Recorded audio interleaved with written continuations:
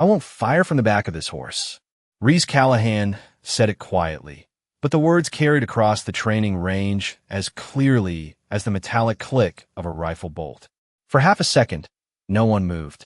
Then Lieutenant Travis Cole laughed. A few recruits joined him, their voices spreading through the dry Colorado air, while heat shimmered above the targets 200 yards away. Reese remained seated on Rook, the dark bay Mustang beneath her, one hand resting near the base of his mane and the other holding the unloaded rifle across her lap. She wore faded jeans, a weathered brown jacket, and riding boots marked by years of dust.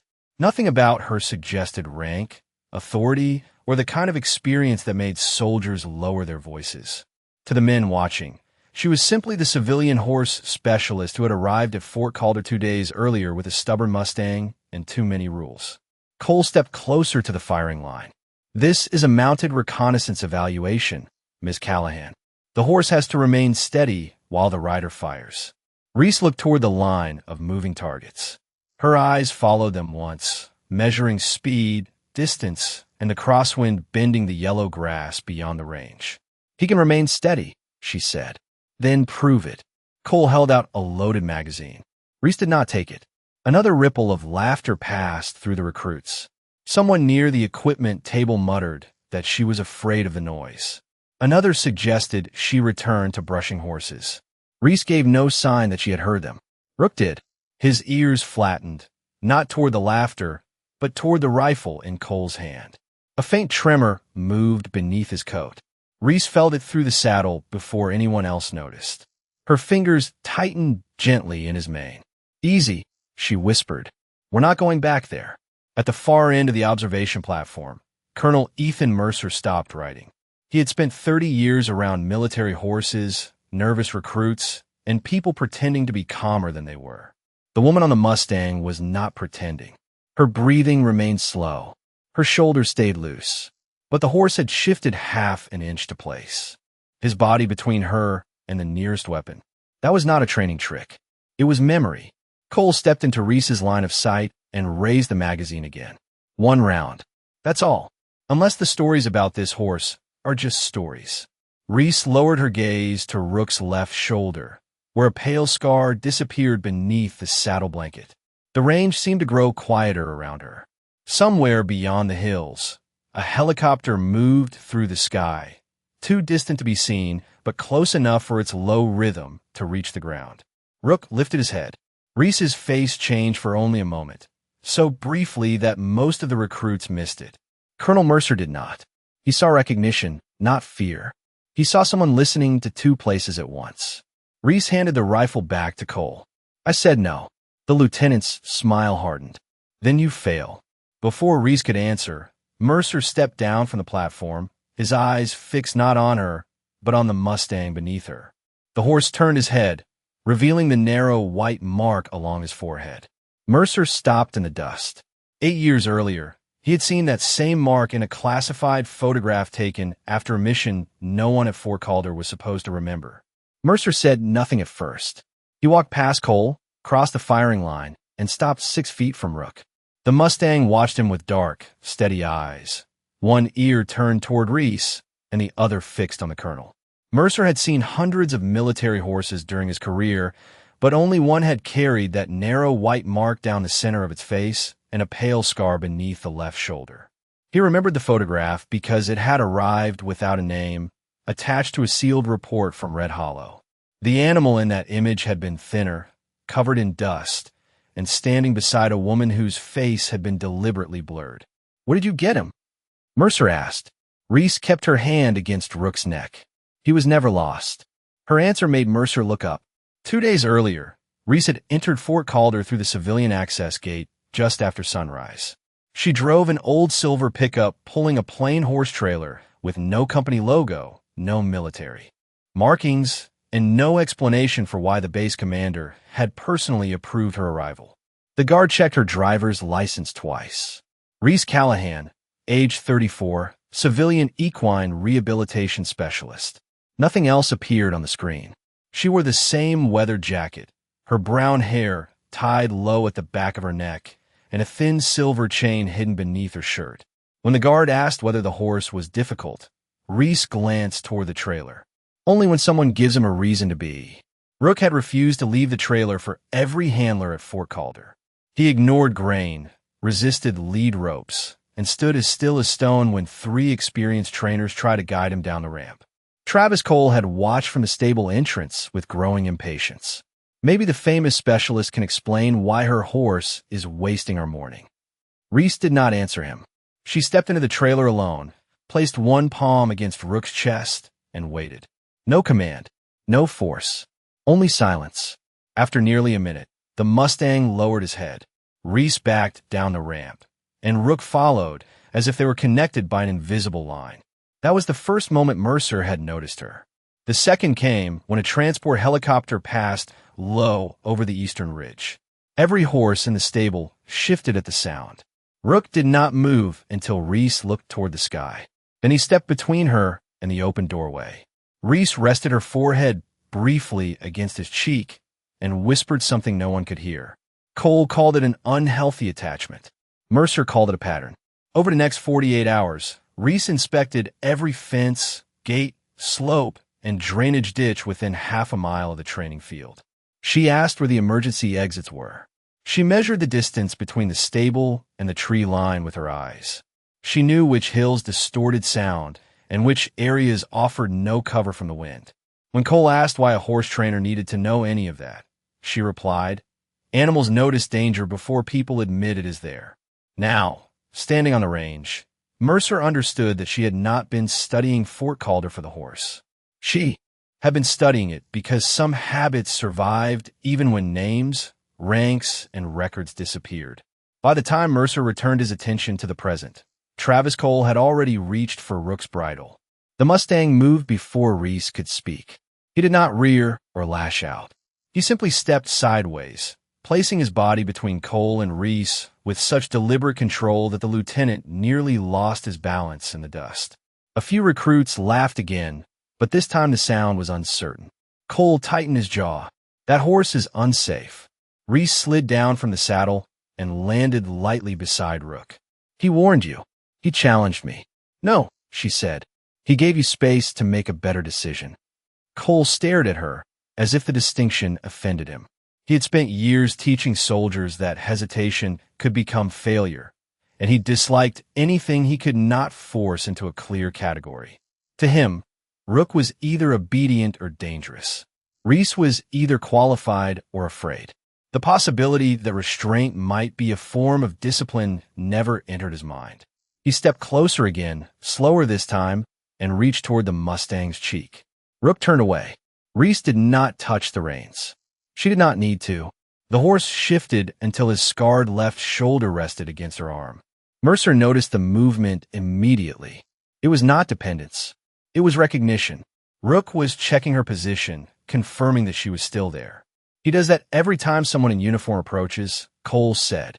"You trained him to distrust us." Reese ran her fingers once along the edge of the old scar. "I trained him to pay attention. To you. To what people carry into a space with them." Cole gave a short laugh. "That sounds impressive, but it does not make him suitable for this program." One of the younger recruits, Daniel Price, stood near the fence with a clipboard tucked against his chest. He had watched Rook refuse every handler except Reese, and curiosity finally overcame caution. "Does he ever let anyone else ride him?" Reese looked toward the stable, where the afternoon light cut long bars across the packed earth. "He used to." The answer was quiet enough. That Price almost missed it. Mercer did not. "Who?" he asked. Reese's hand stopped on Rook's shoulder. For the first time, the Mustang lowered his head without relaxing. The motion carried a strange weight, as if the question belonged to both of them. "Someone who knew when not to pull," Reese said. Cole shook his head. "That is the problem. Everything with you is a riddle." Reese met his eyes. "Only when the answer is not convenient." The recruits fell silent. A gust moved across the range, lifting dry grass and carrying the faint smell of leather, dust, and machine oil.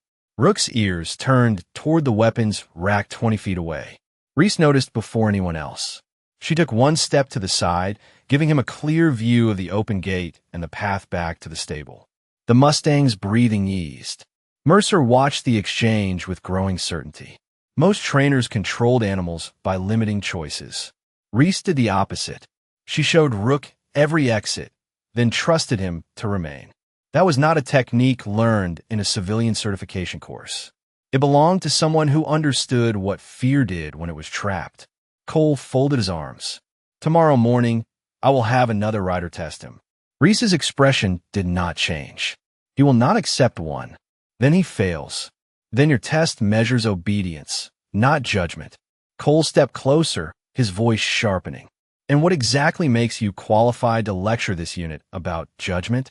Reese looked past him toward the distant ridge, where the helicopter sound had already faded. Experience, she said. Mercer felt the old photograph return to his mind. A blurred woman, a wounded Mustang, a report sealed under a name that had officially never existed. Mercer did not challenge her answer. He turned toward the range instead, following the direction of her gaze. The western ridge stood almost 700 yards beyond the targets, its uneven stone face catching the last light of the afternoon. A narrow service road curved behind it before disappearing into a shallow ravine. Nothing about the landscape looked unusual, but Reese had been studying it since she arrived. The sound reaches this field late, she said. Cole glanced at the empty sky. What sound? Aircraft from the northeast. The ridge throws the echo back after the engine has already passed. She pointed toward the far fence. That is why the horses turn west first. They hear the reflection before they locate the source. Mercer looked at Rook. The Mustang's ears were still angled toward the ridge, exactly as she had described. You measured that in 2 days? He asked. I listened. Cole gave a dismissive shake of his head. Knowing how sound travels does not qualify anyone to teach mounted reconnaissance. Reese walked toward the weapons table without answering. She stopped 3 feet from the nearest rifle and studied it without touching anything. Her eyes moved from the sling to the chamber indicator, then to the support beneath the barrel. That mount is loose. The range technician frowned. It passed inspection this morning. The rear screw is shifting under vibration. Cole stepped beside her.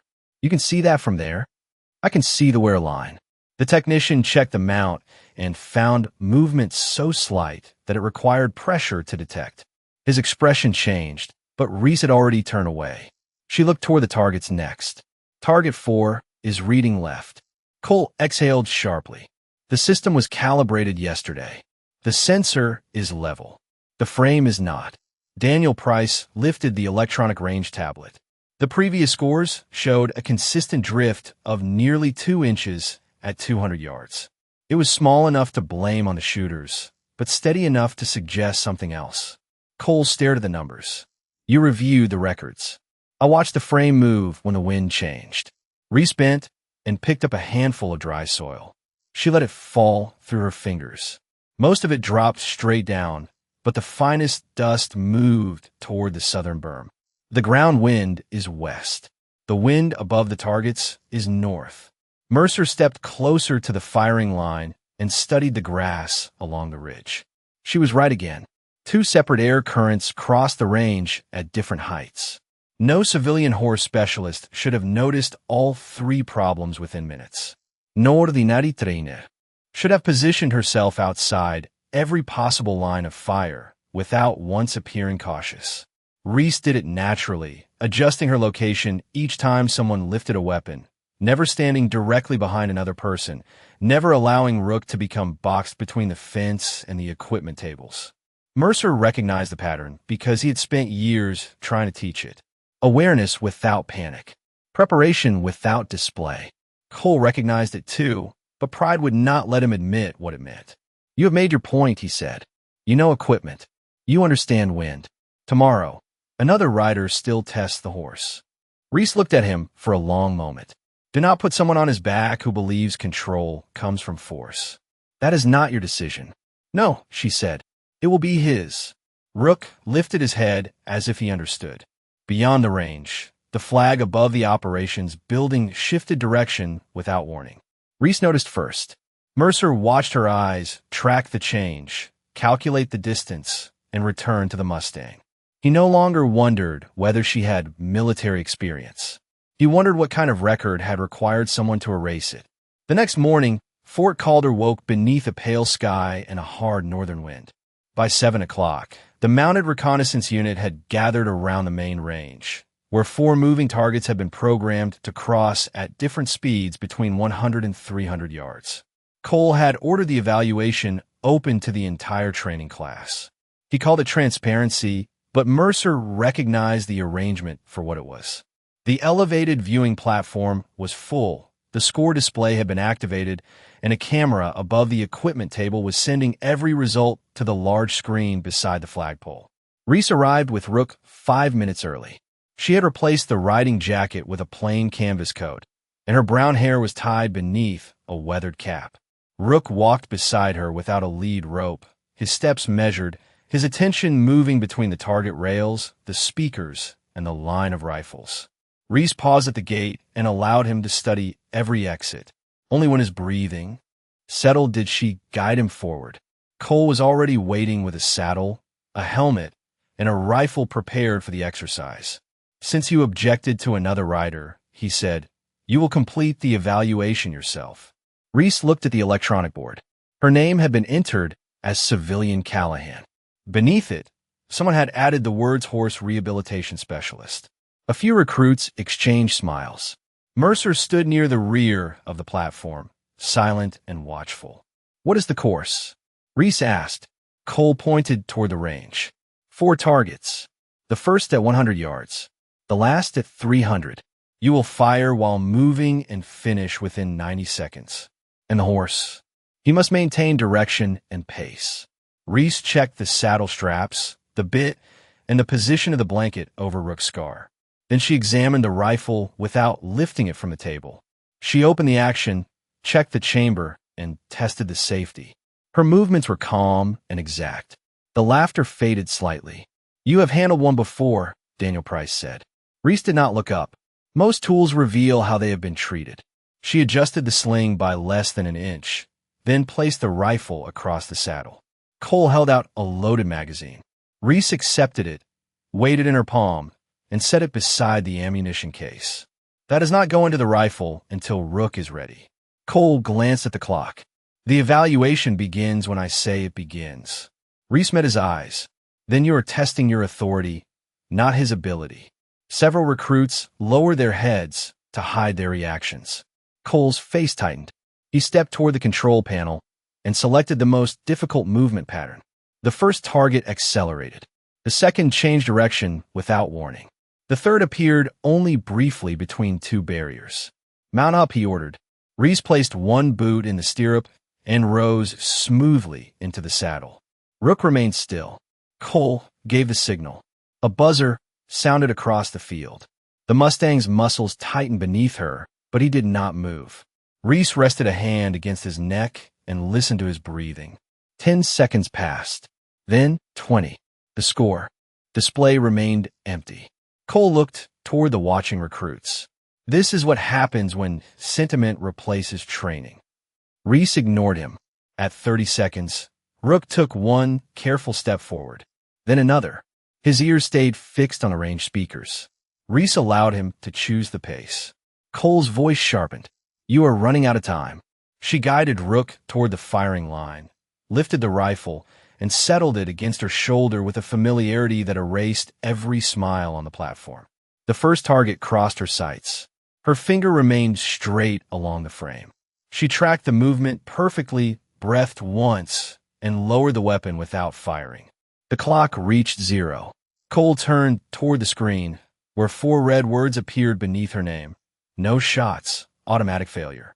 The recruits waited for Reese to defend herself. She only dismounted, placed the rifle on the table, and said, "Your course asked whether I could hit the targets. It never asked whether I should." Cole stared at Reese as the red failure notice remained on the screen. "That is not judgment," he said. "That is refusal." Reese kept one hand near Rook's shoulder. Those targets were not the problem. Then what was? She looked toward the speaker mounted above the second barrier. The opening buzzer used the same frequency as the warning tone behind the eastern stable. Rook heard both yesterday. He was waiting for a gate to open behind him. Daniel Price glanced toward the stable, nearly 400 yards away. A maintenance crew had tested the emergency alarm that morning, but no one on the range had connected the sounds. Cole refused to look. You had a clean line of sight. I also had a horse preparing for danger he could not locate. A trained rider works through that. Reese faced him. A responsible rider does not punish an animal for remembering. Cole reached for the rifle and checked the chamber as though the machine could settle the argument. Perhaps he needs to learn that a gunshot is only noise. Mercer stepped down from the platform. Lieutenant, leave the horse alone. Cole paused, but pride had already carried him too far. He turned to one of the recruits. At the neighboring lane. Price, load 1 round and fire at target 1. Price hesitated. Sir, the colonel just said, the order is for the lane, not the horse. Mercer's expression hardened, but Reese spoke first. Give Rook 10 seconds. Cole looked at the clock. He has already had 90. Price raised the rifle. Reese shifted closer to the Mustang's neck, not restraining him, only allowing him to feel where she was. Rook's ears locked toward the weapon.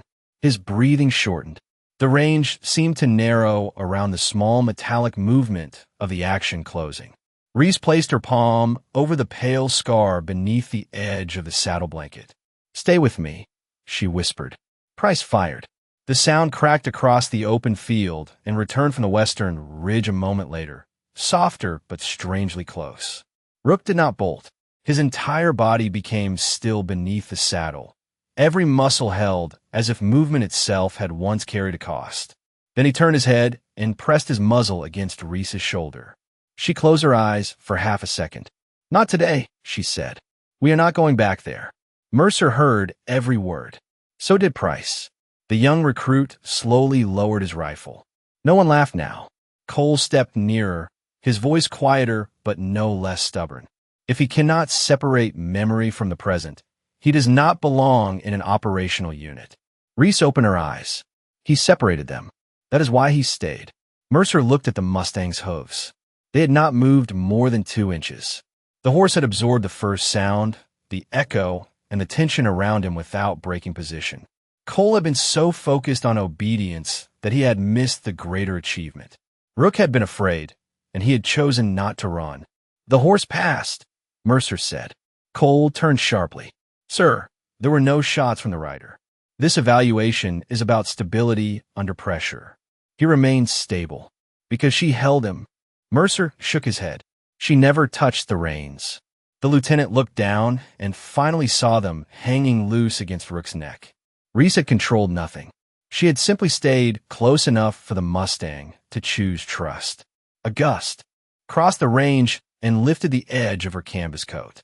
For an instant, a thin silver chain appeared at her collar before disappearing again.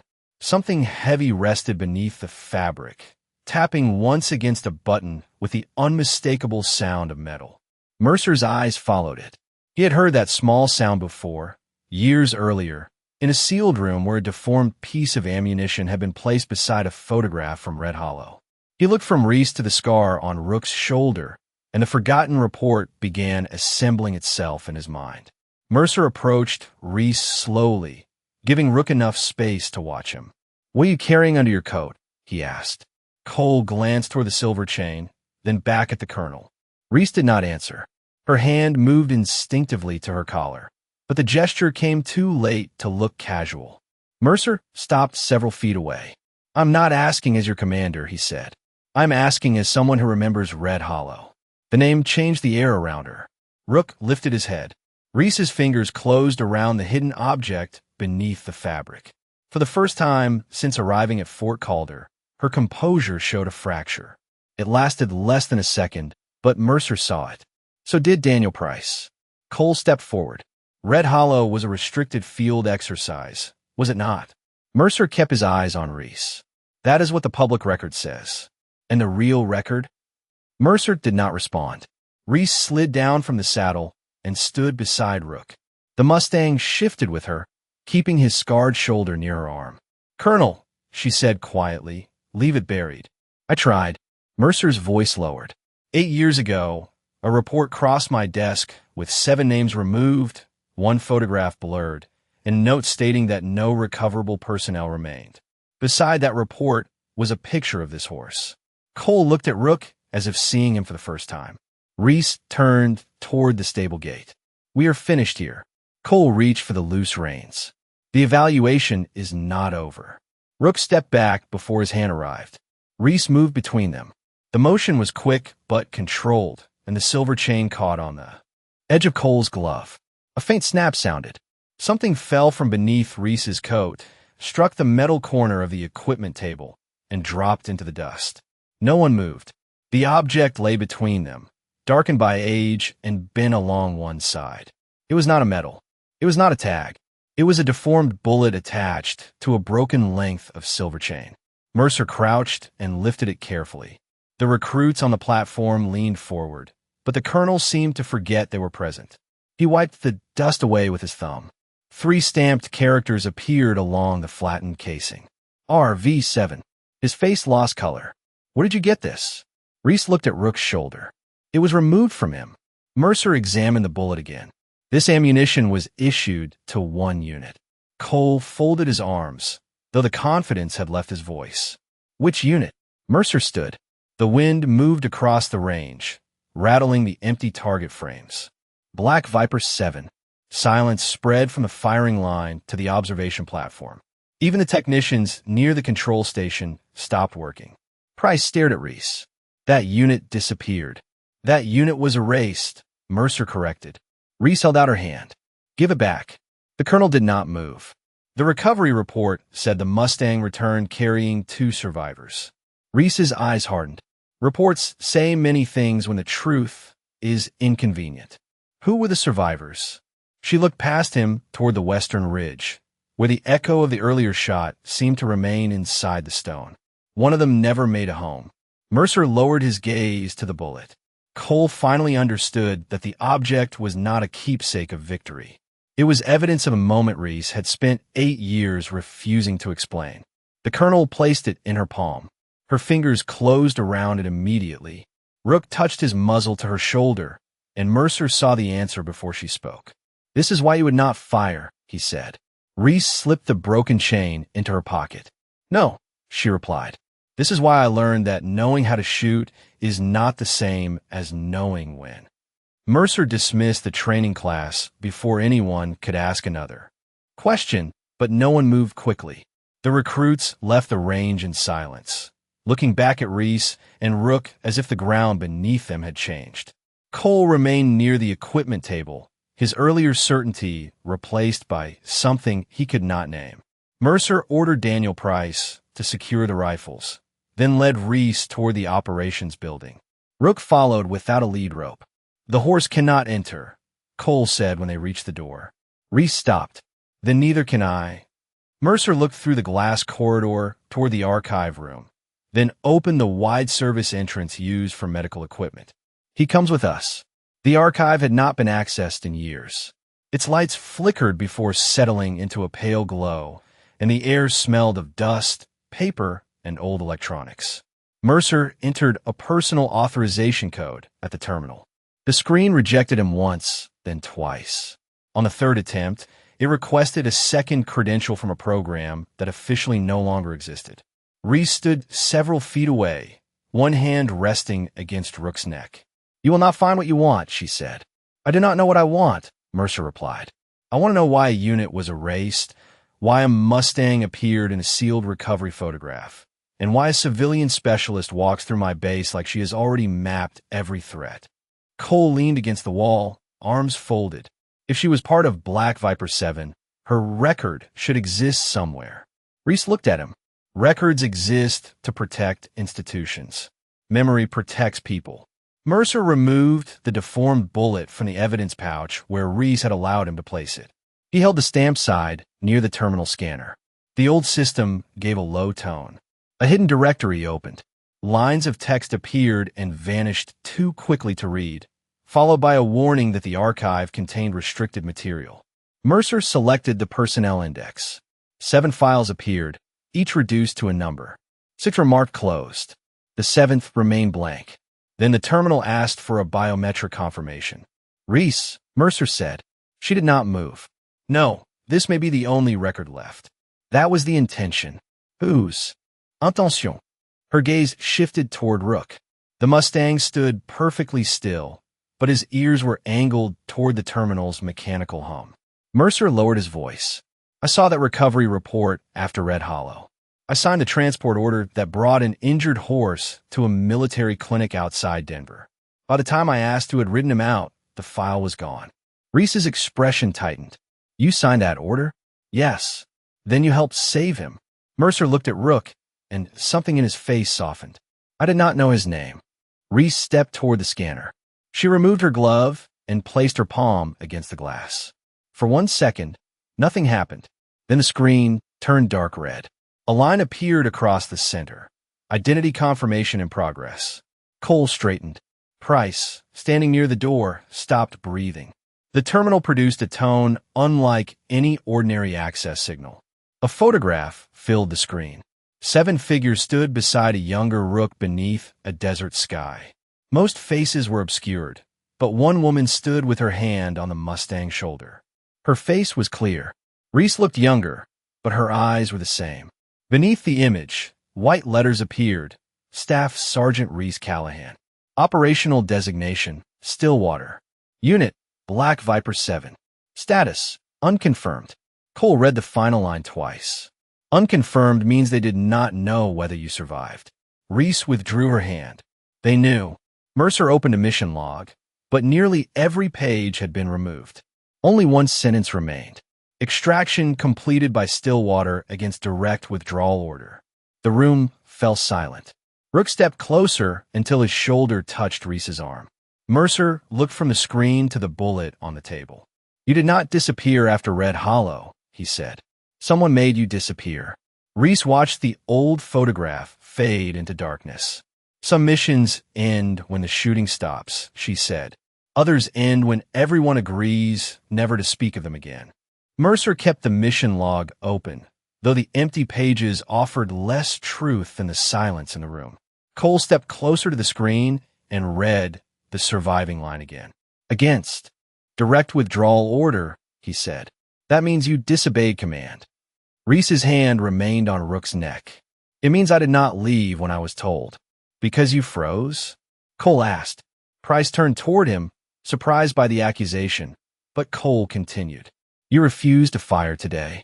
You refused to withdraw then. Maybe everyone is mistaking hesitation for courage. Mercer closed the file with enough force to silence him. Black Viper 7 held the Red Hollow corridor for 47 minutes after communications failed, he said.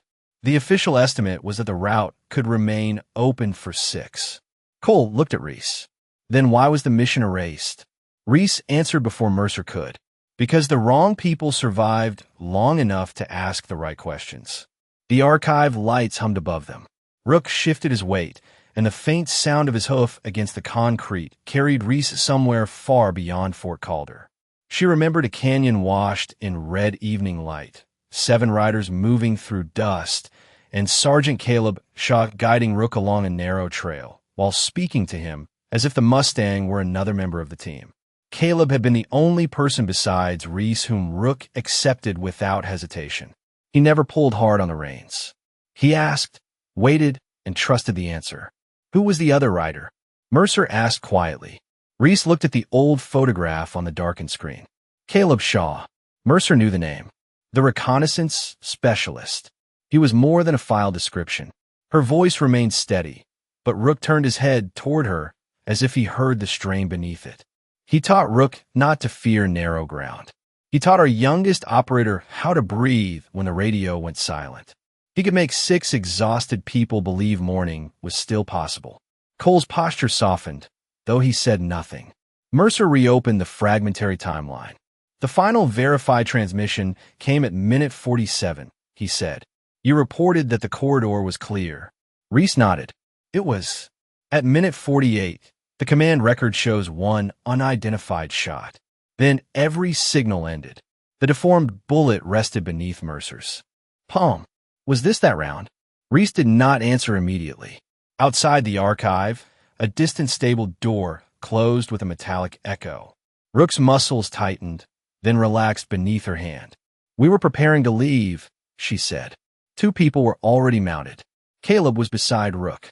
The light was fading, and every sound in the canyon came back from three directions. Then there was one shot. Price lowered his eyes. Reese continued without describing what followed. Rook carried us out. Caleb made sure he did. Who fired? Cole asked. I do not know. The answer seemed to disturb him more than any accusation would have. Reese looked at the bullet. It came from ammunition assigned to our own unit. That is all the investigation confirmed before the report disappeared. Mercer finally understood why she had carried it for 8 years. It was not proof of who had acted. It was proof that certainty had failed at the exact moment everyone depended on it. And that is why you stopped shooting, Cole said. Reese met his gaze. I stopped shooting when I could no longer be certain the next round would protect the person I intended to save. Mercer looked again at the mission timeline. 47 minutes of flawless control, followed by one unanswered second. What happened at minute 48? He asked. Reese rested her forehead against Rook's cheek. That was the moment I learned a perfect shot can still leave the wrong person carrying it forever. For several seconds, no one spoke.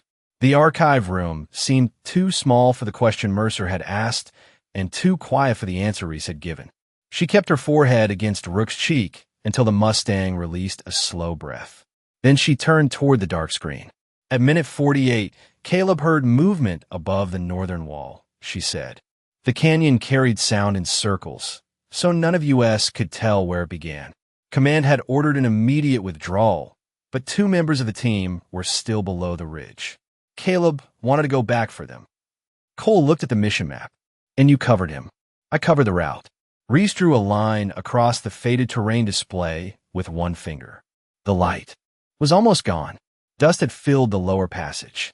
Every figure became a shadow, and every echo sounded closer than it was. Mercer studied the narrow corridor. You cannot confirm the target. No, but someone fired. Reese nodded. 1 round.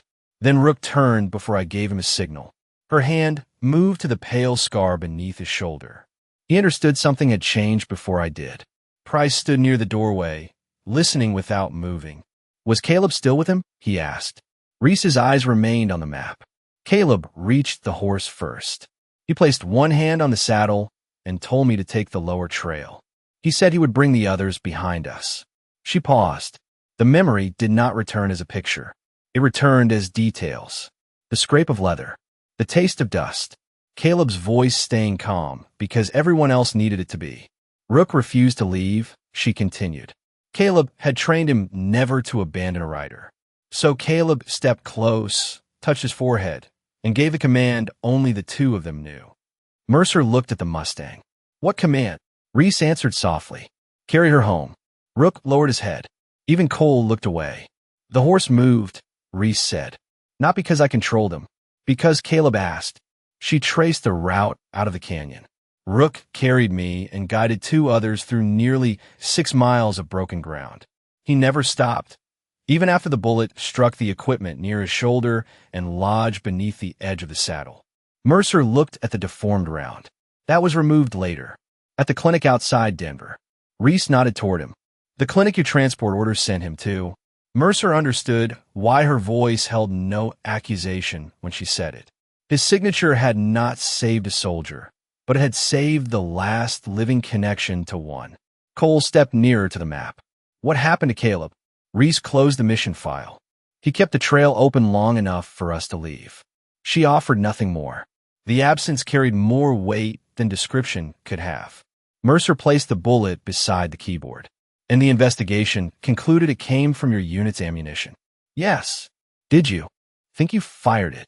Reese looked directly at him. For 8 years, I have remembered every movement I made, every angle, every breath before that sound. I never touched the trigger. Cole's expression changed. Then why carry the guilt? Reese picked up the bullet. Because Caleb taught me that responsibility does not begin and end with your own hands. It includes every decision that places someone else in danger. She closed her fingers around the metal. I chose the route. I chose to remain. I chose to believe the canyon was clear. Rook pressed his shoulder gently against her arm. Reese looked down at him. He remembered the person who saved us. I remembered the one decision I could leave. Colon. A warning alarm cut through the archive before anyone could answer. It sounded once, stopped, then returned with a deeper mechanical pulse from the direction of the training range. Rook raised his head. Reese turned toward the door before the base radio announced that the automated target system had malfunctioned.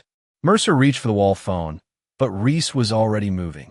She led Rook through the service entrance and crossed the yard at a fast walk, with Cole, Price, and Mercer close behind.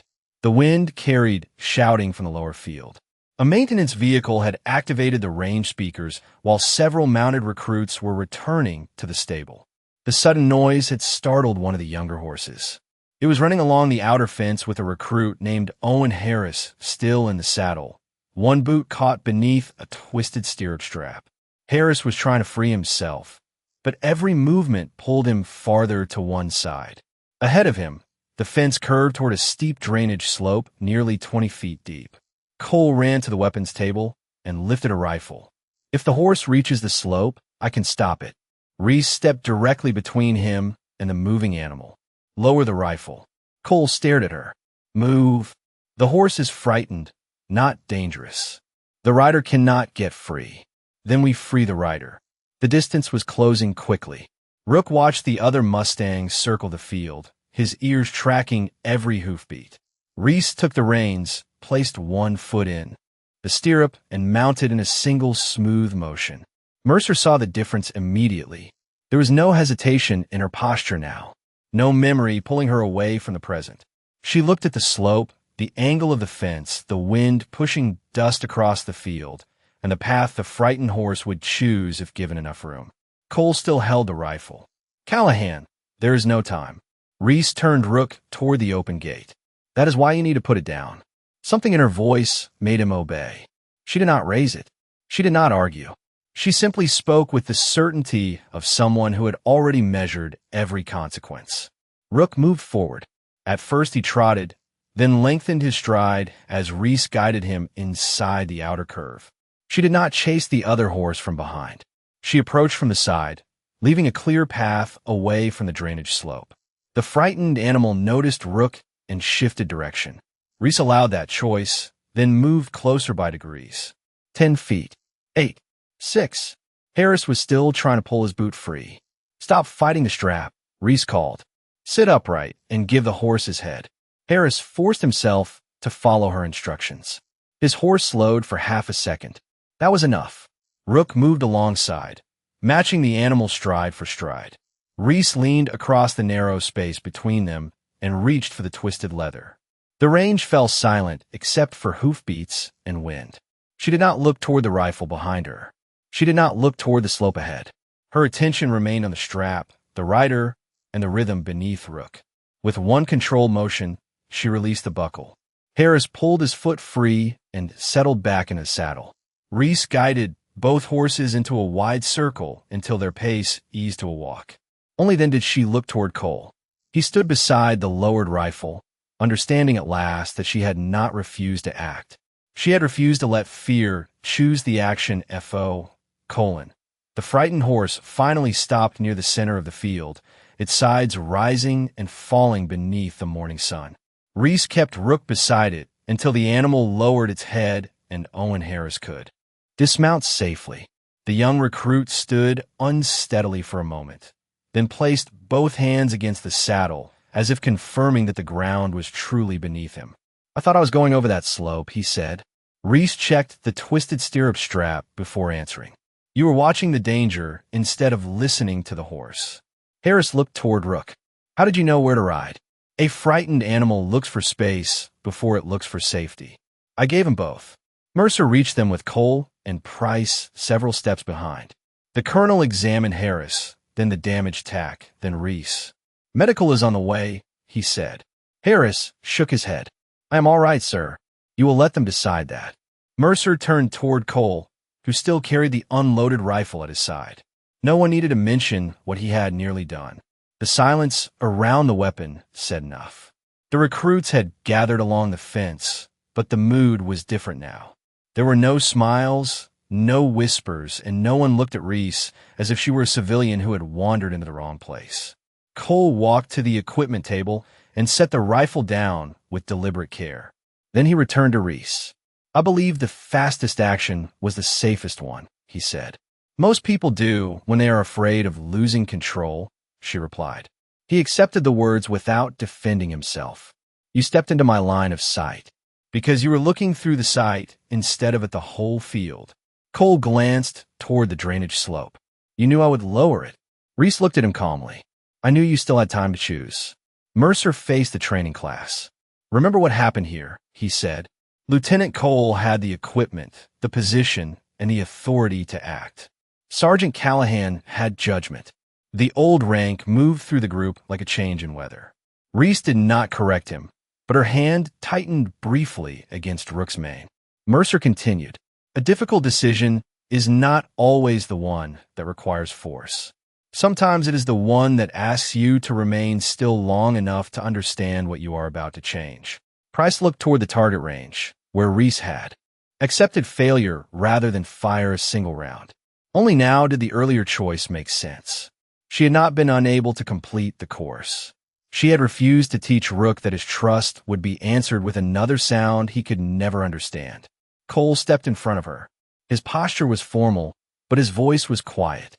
"Staff Sergeant Callahan, I judged you before I knew what you were protecting. I was wrong." Reese glanced at Harris, then at the two horses standing calmly together. "Do not apologize to me. Change what you do the next time fear tells you. There is only one answer." Cole nodded. Mercer looked across the field at every recruit. "The evaluation result will be corrected." Rook passed. Reese shook her head gently. He did more than pass. She rested her palm over the scar on his shoulder. He heard the noise, remembered the past, and still chose to carry someone towards safety. Mercer understood that she was speaking about both of them. Then the record should say that. Reese looked toward the western ridge, where the echoes had finally disappeared. "Records do not need to make us heroes," she said. By late afternoon, the range had returned to order, but no one treated it as ordinary. The damaged stirrup had been removed, the speakers had been shut down, and every horse had been walked through the field at a calm pace before training resumed. Reese stood beside Rook near the operations building while the Mustang drank from a steel trough. The western light turned the dust gold and softened the sharp edges of Fort Calder. Mercer approached carrying a small wooden display case from the archive. Cole and Price followed several steps behind. "The training record has been corrected," Mercer said. "Rook is approved for the program, but only under conditions you establish." Reese looked toward the stable. "He does not need a program. He needs people who understand that trust is not the same as surrender." Mercer nodded. "Then help us teach that."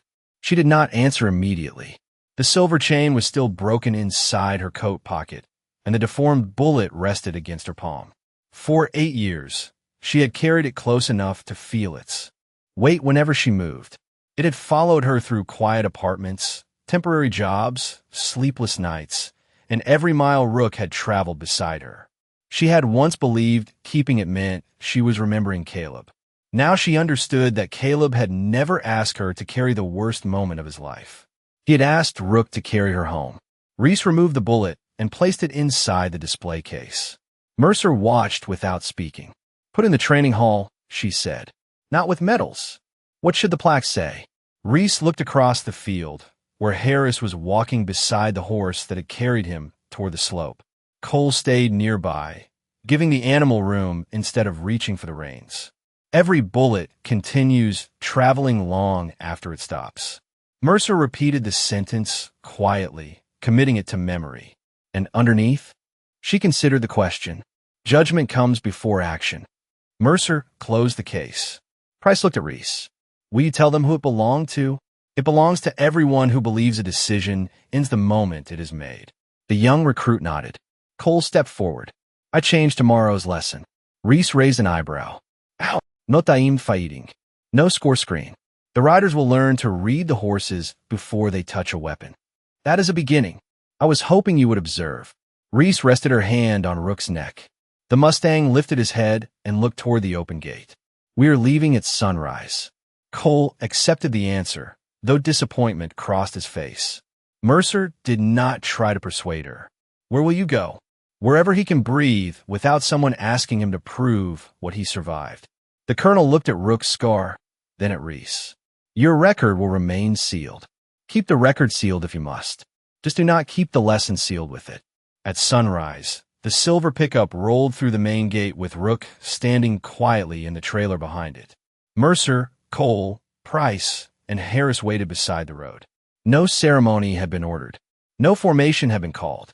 Still, every person on the range stood straight as Reese passed. She did not salute. She only lowered the window and gave a small nod. In the rearview mirror, Fort Calder grew smaller beneath the morning sky. For the first time in 8 years, nothing hung beneath her collar. Rook shifted once behind her, then settled. Reese listened to the steady rhythm of his hooves against the trailer floor and understood that memory did not disappear when its weight was set down. It simply stopped deciding the direction. Courage had never been about pulling the trigger. Sometimes it was knowing why you should not.